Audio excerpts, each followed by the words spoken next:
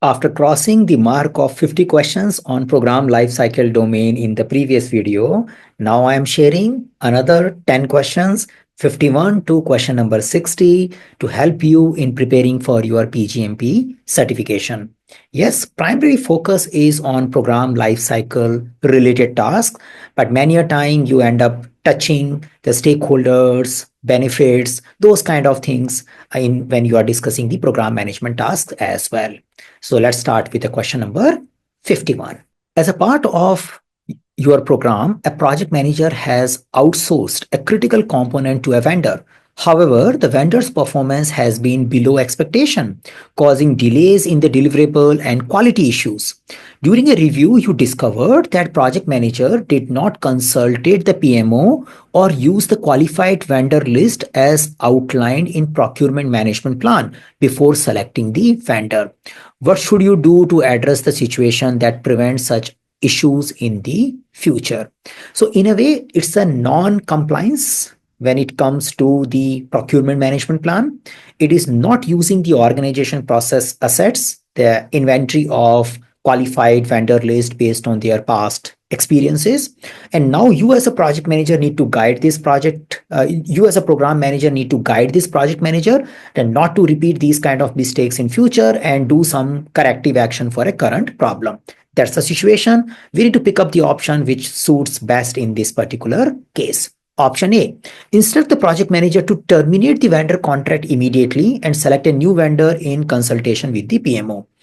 So you have a vendor whose performance is bad, but does this qualify for termination? That thing is not clearly coming out. Yeah, there is a problem going on, but I can't conclude that I need to terminate and do the whole process again. There is a good amount of cost involved, time cost, delay cost involved in selecting the right vendor or selecting the vendor and start working with them. If I have a poor performance, I want to work with that vendor and fix that. That's my first thing. Rather than I am saying, I'm not taking work from you and I will go to somewhere else. There is a possibility sometime where the supply of the vendor is very commoditized. You can get it from A person and you can get it from B person also. In those cases, you can do that. But until unless the question shows that detail, I can't assume that vendor is supplying something which is very commoditized item. So I can't just conclude to go to directly at termination. Option B, work with the project manager to document the lesson learned. Yes, I should do that. Review their performance and educate them on the importance of using qualified vendor list and organization procurement guideline for future procurement. So I have a role to fix this problem and educate my project manager. That is coming very clearly. The option is not talking about a particular current problem, which because we have a poor performance of the vendor also. It is saying that, my project manager, please work on these things in future.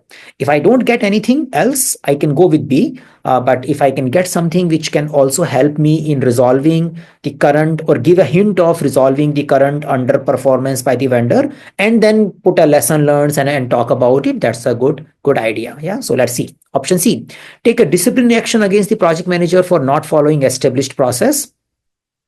It could be the case if your governance plan, your organization culture says so.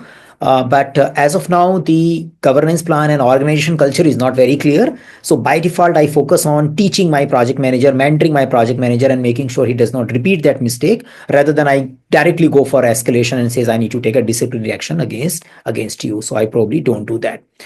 Option D, take over the vendor selection process for the project to ensure future compliances with the procurement management plan.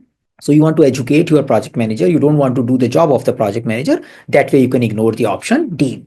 So let's revisit the option B because that seems to be the better one. Let's see. Work with the project manager to document lesson learned. I will do it. Review their performance, the project manager performance, educate them to importance of using the qualified vendor list and organization procurement guidelines for future procurement. So I can definitely do all this because it is directly focusing on me growing the project manager, and probably by doing it, the project manager will solve the current problem. Yeah, that's the assumption. So looking at the available alternative, I definitely want to choose this option B only because other alternatives are not giving me that particular clear perspective. So I go with option B here. Now, this question is mapped to establishing a communication feedback plan, reporting process to ensure capturing the lesson learned. So I need to capture the lesson learned, and they are expected to be shared across the program. And we want to make sure that this mistake should not be repeated by someone else. So by doing capturing of the lesson learned itself means that we will not repeat it. Yeah, I'm doing those appropriate actions. Task 20, review the project manager's performance in executing the plan as per the project plan to maximize their contribution to achieve program goals. So I'm definitely growing my project manager here as an action, here. And the problem which we faced, I am reporting it as a lesson learned. So whenever something goes wrong, I do a lesson learned. I definitely recognize it and do the overall corrective and preventive actions to make sure that we fix the current problem and don't repeat it in future.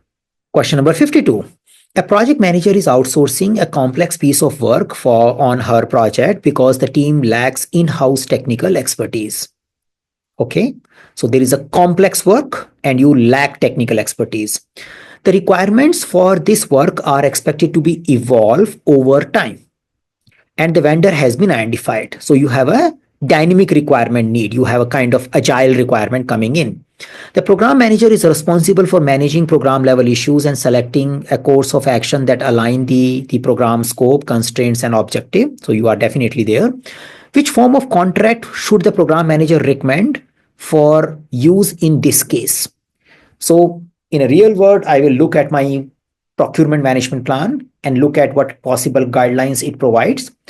But this question is asking what possible guideline you will put in a procurement management plan for such kind of situations.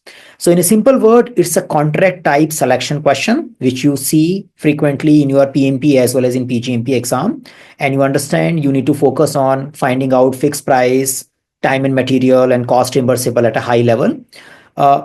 Since the requirements are going to emerge, we can keep the fixed price out. That's not going to work. We just need to find out time and material versus cost reimbursable. I personally feel that it is giving hint that you have a complex work, you have a lack of technical skills, and these hints should be used to make a choice between time and material and cost reimbursable. Option A, fixed price contract. Definitely you don't want to do staff augmentation in a way type of time and material that will bring the skilled persons from the contractor to work under the project manager's direction. So possible. Lump sum contract ensures all costs are agreed upon upfront. Can't happen. So A and C are out. Cost reimbursable contract with incentive clause to manage evolving requirement with motivating the vendor to meet the performance standard.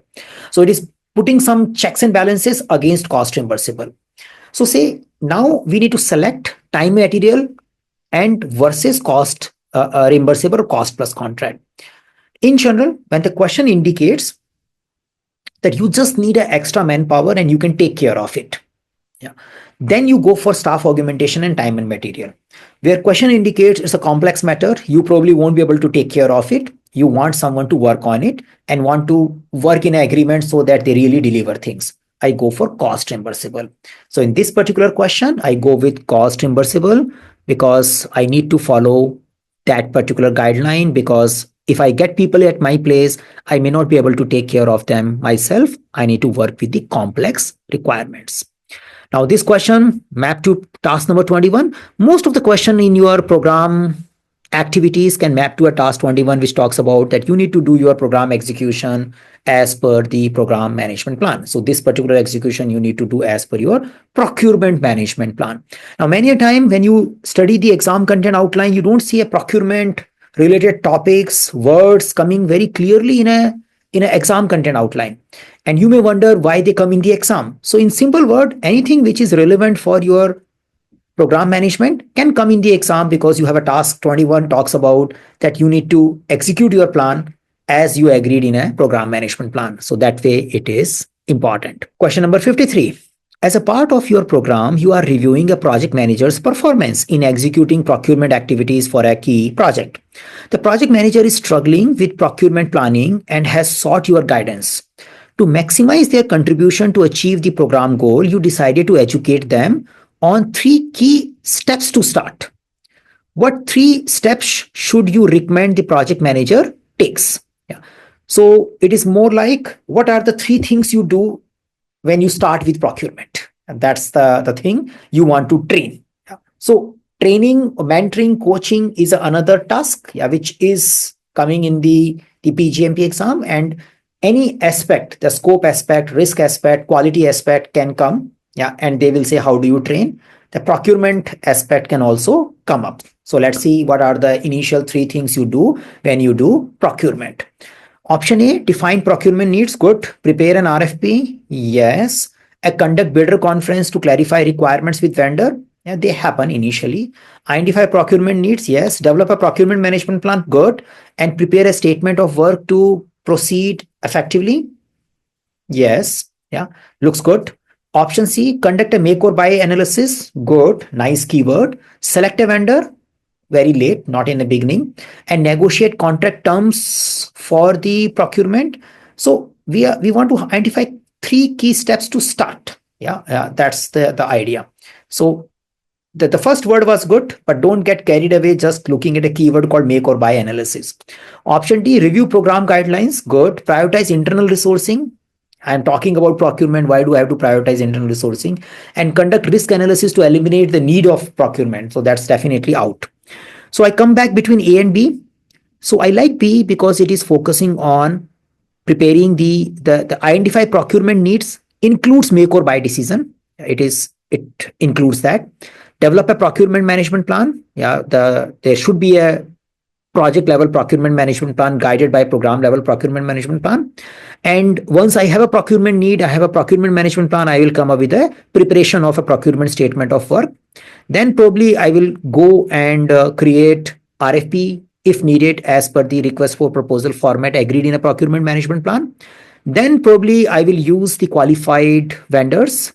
Then I will go and inform those things to those qualified vendors. When they come back, I may do a bidder conference. Then I will apply source selection criteria. And based on the selection of the source, I will probably issue a letter of intent to them. Then I will work on the negotiation. Finally, go with the contract. So these are typical steps. Again, there is no recommendation from program management standard that you must follow these steps. It depends upon various types of procurement. This kind of steps are usually followed for solution oriented procurements. Yeah. So, but again, coming back to this question, I can choose the option B, because this is something clearly saying that I will be focusing on these three steps to start with. Yeah. So option B, and overall, I'm focusing on taking care of my project manager here again. Question number 54. One of the project manager in your program approaches you with a concern. They express a strong interest in transitioning to a technical role in the future.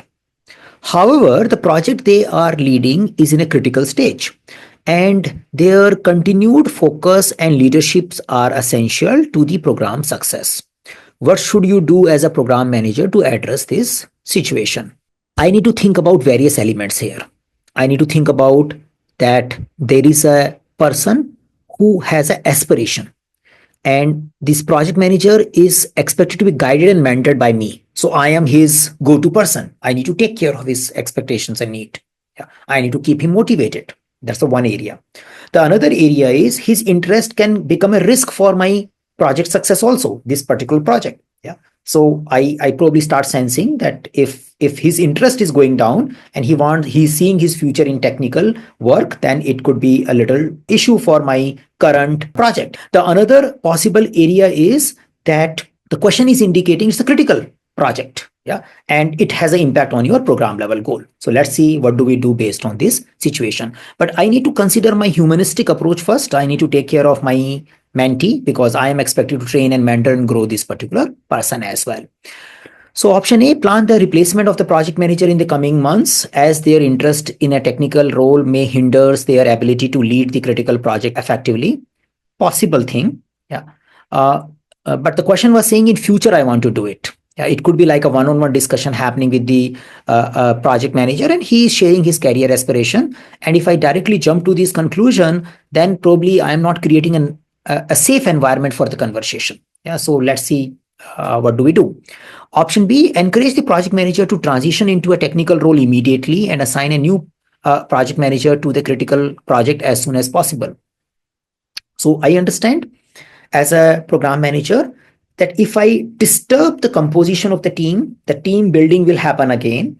And it is the project manager is a very critical element of my project team. Changing it is expected to have an impact. I end up doing if I don't have an option, but I need to find out, can I do something where I don't have to change the person because it is already a critical project. Option C, collaborate with the project manager to explore how their technical interest can be incorporated into the current project and develop a tailored career alignment plan to motivate and support that particular project manager. Looks good. Yeah, looks good. It's good if the option can also give a clear indication that you will ensure the alignment of the project towards the program goals remains and there is no weakness in the project execution. Yeah, so there is no weakness in performing the project manager job. That could have been added to option C to make it better, but as of now it's not there. But out of ABC, C looks good. Let's see option D. Advise the project manager to focus exclusively on the critical project for now and revisit their career aspiration after its completion. Possible. Now here is the challenge. So C is focusing on more mentoring humanistic approach. D is focusing on pure interest of my current project. Yeah, and disregarding whatever you have shared with me. That's the thing which is coming clearly. So in order to manage stakeholder engagement, stakeholder relationship, I need to acknowledge and do something about it. At the same time, I don't want to compromise on my current program objective. So that balancing act, though the second part is not very clearly coming, but I will say that you need to align. Yeah, align. The alignment is important. And yes, we can find out some better way for you, but as of now, you focus on doing your project related work. So collaborate with the project manager. That's a good idea to explore how their technical interest can be incorporated into a current project and develop a tailored career alignment plan. So this is more focusing on motivation. I will go with that because I sense this question was mainly focusing on how you take care of your project manager and their career aspiration without compromising on your current delivery. Yes, it is not very explicitly coming out, but it is also not coming out that you are going to compromise your current project delivery. So A and B is definitely out, and D is basically out because it is not acknowledging the current concern. It is just focusing on do this. Yeah, that's the reason I'm ignoring the D. If you have a difference of opinion, put in a comment. Yeah, the understanding of the thinking process is important. We may have some questions where we may disagree on our answers, and which is perfectly fine. That's mindset will help you in getting certified as a PgMP. If disagreement is happening for more than 10% of the questions, then probably we have challenge. But some questions we may have a disagreement. So I'm mapping these particular question into my two tasks, which is focusing on taking care of my team and my project manager, growing them, and making sure that I review my project manager performance, provide him appropriate feedback, and help him in correcting things so that it brings back to the alignment to the program level objectives. So that way I'm mapping these two tasks here. Question number 55. You are selecting a project manager for a high impact project within your program. The project manager's role is critical for aligning the project's deliverable with program objective and ensuring team motivation. Obviously, as a part of the selection process, you must evaluate the key competency required for this role. What competency should you prioritize when selecting the project manager? Interesting. Yeah. So you end up doing this as a program manager. You definitely play a role in interviewing and selecting the project managers. Now, when the question is coming, how should I look at it?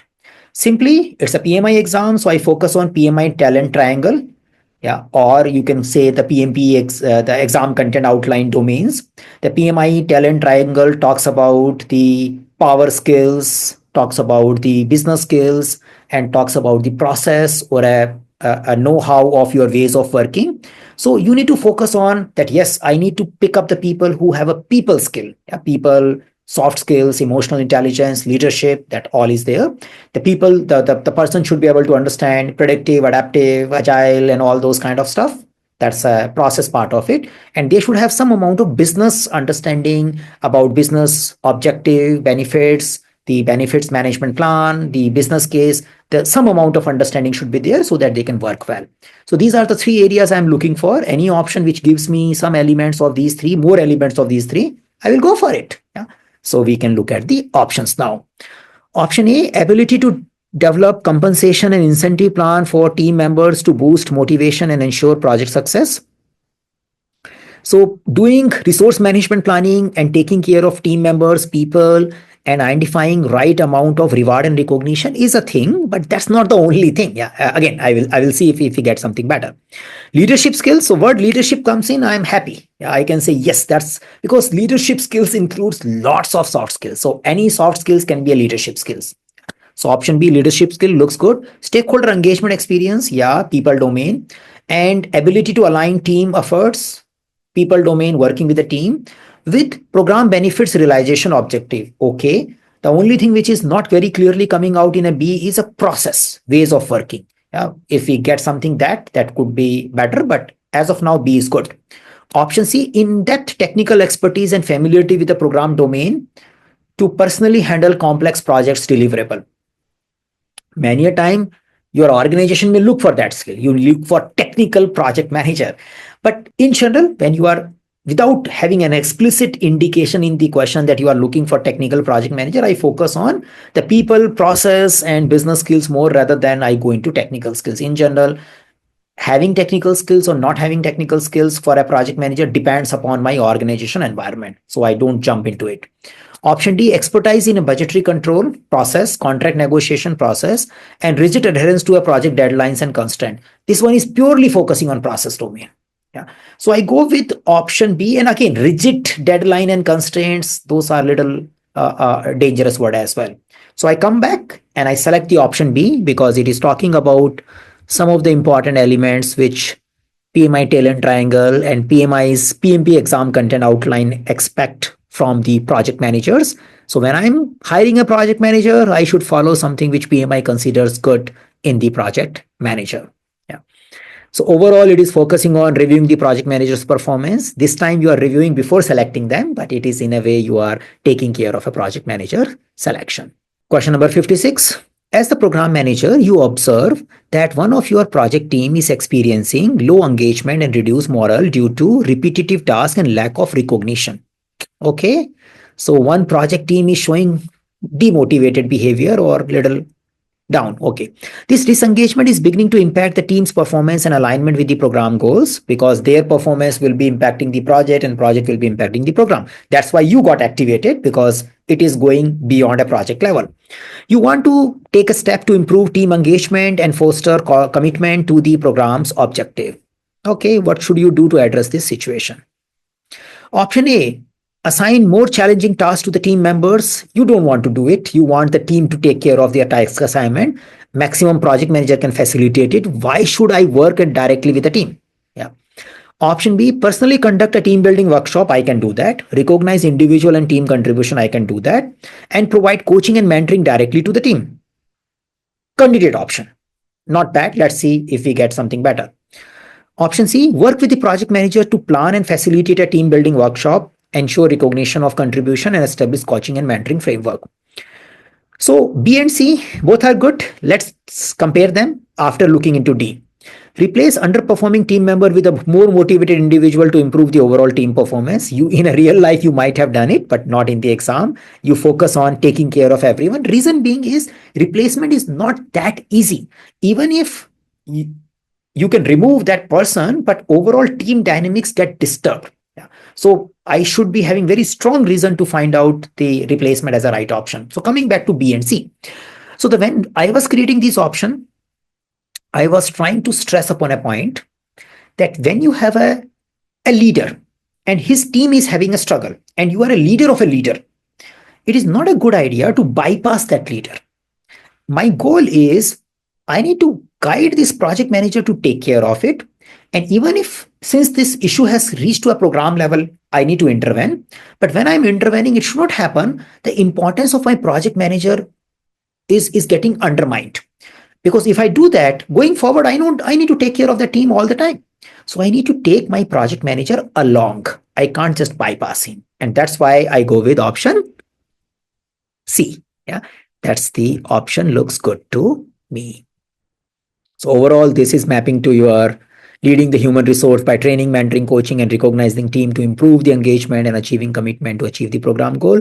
That's the task we are targeting. And yes, you do get question where you are expected to take care of directly or indirectly the team level motivation things. Yeah. Question number 57. You are reviewing the performance of a project manager who is leading a critical project within your program. During the review, you observe that project manager is making all key decisions independently without consulting the team. The project manager explains that this approach is faster and has kept the project on track so far. However, you are concerned about the long-term impact on team engagement and ownership. What should you do as a program manager to address this situation? Yeah. Many a time you face that you have a super performer project manager who knows everything and he takes care of all those decisions and he makes sure things are going on track and it produces quick decision, things are really going on track. But you are also worried that the team is really not empowered. This guy is running the show. Yeah, that's the problem which is coming it here. So what should you do? You don't want to compromise on your project delivery, but at the same time, you want to take care of the team engagement as well because you want to have future risk mitigation. It should not be just handled by the one person alone. So option A, allow the project manager to continue making decisions independently as the project is currently on track. If that is the thing, why there is a question? Yeah. So the question itself indicates there is some problem which you want to address. Yeah. Saying that there is no problem is not a good idea. Option B, mentor the project manager on how involving team in decision making can improve engagement, ownership, and long-term project success. Definitely, I want to do that. Good option. Candidate option. Instruct the project manager to immediately delegate all decision making to the team to improve engagement. Too much. Now I am becoming same like the project manager is with his team. Yeah, I should not be doing that. Yeah, I should be engaging the project manager in making this decision. Option D, facilitate a collaborative meeting with the team and the project manager to understand the current decision-making process and identifying opportunity for improvement. Can be there. Yeah, so that's the possibility. Now here, should I directly jump and say, no, we need to go to your team and I will facilitate it? If the option D, I can select. But in order to select option D, I need to see some conflict is coming and the other party is also involved. And this party is not listening to me. Then I need to go and fix it. Yeah, then I can go option D. But right now, my problem is not that critical. I am working with my project manager. I see something is not good, and I better help him to see that thing is not good so that he or she can fix it. So that way, I go with option B. I hope these justifications are helping you to find the right thinking process, which is the key for getting the right answers in your PgMP exam with ease without memorizing anything. So yes, we are focusing on reviewing the project manager performance and leading the human resource function. So you got it because in this particular video, we have discussed this particular task few times. Question number 58. A project manager in your program is handling an agile project for the first time. You are confused. They are confused about how to ensure accountability within the team and maintain engagement. The project manager is used to traditional command and control structure and express concern about lack of direct oversight in the agile team. What should you recommend to the project manager? So again, a mentoring hat. You can expect some agile flavor in your PGMP exam. 3 to 10, yeah, that kind of questions. Not zero. Yeah, you will get few agile flavored questions and you need to have a basic understanding of ways of working of agile. Reason being, you are expected to mentor and coach your project manager. So they should know how to do their part of the work and you can only mentor them when you know that particular process well. Yeah, so you are expected to know some amount of agile processes well. So here concern is I am new to agile and I really want to figure it out who is doing what and I'm concerned. I see these guys are doing something, but how do I have a control on it? Yeah, that's the question the project manager is asking to a program manager. As a coach, you need to answer that. Schedule weekly status meeting with the team to review individual progress and identify areas where accountability is lacking. Possible, you can do it. But there is, you go into agile ceremony, there is nothing like that where leader takes a weekly status from the team. Yeah. So we will keep it as a flag. Use iteration planning meeting to assign detailed task level instruction to the team to maintain control and ensure clarity of responsibility. Yeah, so you may get trapped seeing the word which is agile flavored.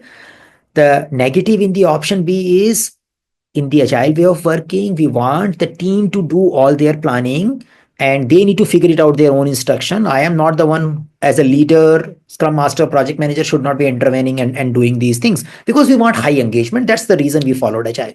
So not a good idea. Option C, use daily stand-up meeting to foster team alignment and accountability and leverage information radiator to make progress visible.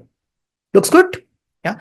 So first thing is, it is using all the technique which are appreciated in agile. It is talking about daily stand up or a daily scrum so that people are alignment and accountable is there. So foster, it is not saying that hold team accountable, it is saying foster. Yeah. So it's like promoting team alignment and accountability and making things transparent. That's also a good idea. So C is looking good. Option D, assign specific responsibility to individual team member and track their performance through regular one-on-one meeting. So regular one-on-one feedback meeting is not a bad idea, but assigning specific responsibility to individual and then tracking it, then you are becoming the center of everything. Yeah, which is not expected in the agile way of working. You are an enabler leader, not a center leader. So you don't want to guide your project manager to do that. So what will you do? You will tell your project manager to follow option C out of these available options. Yeah, so option C looks good. So again, this is a mentoring coaching to your project manager in a given situation. Question number 59, a project manager in your program is leading an agile team for the first time. Okay, they express skepticism about the value of retrospective meeting, stating that team is performing well and that such meeting seems unnecessary. What should you recommend to the project managers about the retrospective? So again, with the help of this question, I want to stress upon that you should have some understanding of agile ways of working. If you are already exploring our content, then you already know that Scrum way of working, we have a program and that helps you in developing that agile mindset. If you have already done some Scrum certification, then it's a great idea, but you need to have some amount of knowledge. 3 to 10 questions can come there. So what should you recommend to the project manager about the retrospective? Yeah, so it is just again a mentoring coaching mindset, but basically talking about lesson learned, retrospective, lesson learned meeting in the agile way of working. So what is the importance of that? Option A, agree partially with the project manager that when the team is performing well, retrospective can be skipped, but they should be held when issue arises. So you can say that maybe many of you might be doing, yeah, but not a good idea. The agile way of working recommends periodic continuous improvement, retrospective lesson learned meeting rather than doing it on a case-to-case basis. So you ignore option A. Option B, mentor the project manager that retrospective provides structural approach for the team to identify area of improvement, share lesson learned, and implement actionable change to sustain and enhance performance. That's the whole purpose of retrospective. Looks good. Option C, coach the project manager to use retrospective primarily to assess the team's overall performance and make necessary change to their working process. Yeah, so you are saying it's a good opportunity for you. Why don't you focus on that? No, yeah, that's not the idea of a retrospective. It's not for you. It's for the team to find out how do they improve and do better. Option D, explain the project manager that holding retrospective ensure adherence to agile practices, which can serve as a motivation for the team. So you don't follow a practice because you want to adhere to something. Yeah. There could be a compliance thing, you want to do it, but the question is not saying that as per compliance you must do a retrospective. So you want to sell the idea of a practice with a benefit rather than you must do it. Yeah. So that way you already have a good option, which is saying that you explain him what the benefits of retrospectives are coming and remind him to continue doing that. So I'm mapping it to overall lesson learned and communication feedback process because retrospective is a good feedback process. And this is something is going to improve the team's experience. So task number 18, in the case of predictive lifecycle, you use lesson learned. In case of adaptive way of working, you use retrospective. So that's your task number 18. Question number 16. As the program manager, you rely heavily on periodic status review meeting to understand the progress of project within your program. However, you notice delay in receiving accurate information, which impacts your ability to make timely decisions. To improve program oversight, You consider leveraging a robust program management information system, PMIS, to provide real-time data and dashboard. Okay, yeah. So you need to use a PMIS for real-time data and dashboard, and right now you are taking status review. So what should you prioritize to ensure effective use of PMIS for program monitoring and control? So in a simple word, what I'm understanding this question is that it is trying to ask, how can you use PMIS to increase your effectiveness of monitoring and overall oversight and control of your program? So option A, use the PMIS to automatically generate periodic status reports. Replace the need of regular status review meeting entirely. So I won't say that I don't need interactive communication. That's not a good idea. I want to have report. First section of the section, option A was good, but other one is not that great. Let's go for option B. Configure the PMIS to provide real-time dashboards and maintain accurate, up-to-date program information to enable informed decision making at any time. Good idea. Yeah. And then I will have a periodic meeting. It is not saying anything about it. Looks good. Use the PMIS primarily to track financial data, as it is the most critical aspect of the program monitoring. I need to have all timelines, benefits management, all that, those kind of stuffs are needed. I can't just say the financial control only. So B is taking care of C. C is limiting the narrowing focus on only a financial data. Rely on PMIS only for storing program documents and use traditional meeting to for all monitoring and control activities. Definitely not. I need to have a comprehensive thing. So I come back, and this is easy, I guess. You can easily select the option B here because others are having some amount of fault in their reasoning. So that way we are focusing on task number 23, new task, which focuses on evaluating the program status to monitor and control the program while maintaining the current program information. It also touches the PMIS selection and the capability of the PMIS. That's another task, but it is also pointing out that we should know where we are and what we are doing on a regular basis with some kind of monitoring, automated data, and periodic status review meetings.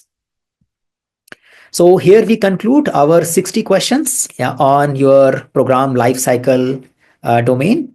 As usual, if you have any specific query, connect. If you have a disagreement, comment. Comment in the description, the comment area of this particular video. And if you need any assistance in your PgMP journey, connect with us. We will find a best suitable option for you.